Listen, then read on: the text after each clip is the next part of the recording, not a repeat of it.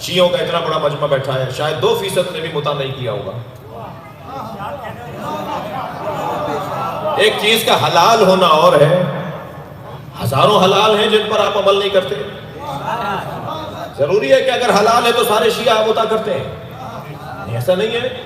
ठीक है, और फिर अगर चाहते हो सुनना कि ये इल्मी तौर पर कैसी है, तो हमने भेज दिए थे वो हवाले के कौन कौन से सहाबी मुता के नतीजे में दुनिया में आए। हाँ, किताबों में लिखा हुआ है।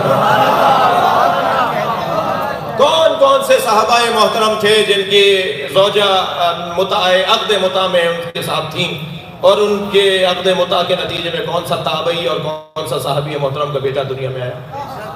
बहुत बड़ा नाम बता दूं, एक मशहूर नाम बता दूं,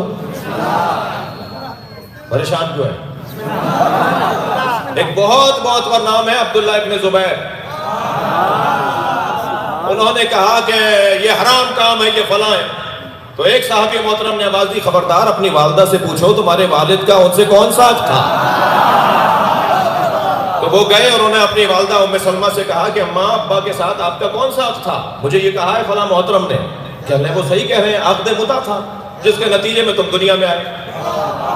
तो भाई अगर नबी मुकर्रम के जमाने में और खैबर की फतह हो जाने के बाद ये हराम हो गया था, तो फिर हजरत अबू बकर के जमाने में सहाबा यूं क्यों कर रहे थे?